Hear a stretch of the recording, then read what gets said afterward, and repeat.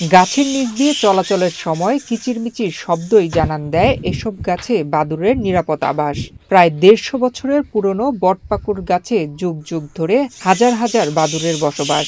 বটপাকুড় গাছের ডালে ডালে গাছের পাতার সাথে মিশে আছে এসব বাদুড়।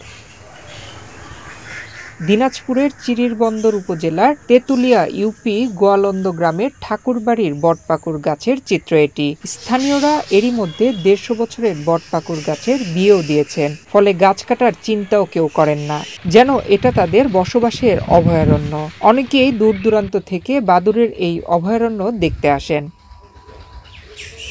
বাদুড় রাতের আধারে চলে, তাই খাবারের সন্ধানে সন্ধ্যা হলেই এসব বাদুড় চলে যায় বিভিন্ন দূর দূরান্ত এলাকায়। কিন্তু সকাল হওয়ার আগে আবার ফিরে আসে এসব বাদুড়। দিনের বেলায় এই এলাকায় গাছের ছায়ায় উল্টো হয়ে ঝুলতে থাকে।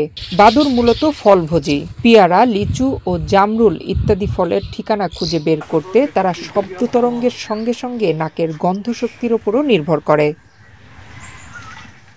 বাদুড় সাধারণত বট, পাকুড়, ডুমুর এবং তেঁতুল জাতীয় গাছে আশ্রয়স্থল তৈরি করে। এরা মানুষের উপকার করে থাকে, কীটপতঙ্গ খেয়ে ফসলকে রক্ষা করে, ফুল ও ফলের পরাগায়ন সৃষ্টি করে। জীববৈচিত্র্য, পরিবেশ বান্ধব ও মানব কল্যাণকারী এই স্তন্যপায়ী প্রাণীটি রক্ষা করা সবার দায়িত্ব। নয়ন বিশ্বাস, বাংলাদেশ প্রতিদিন।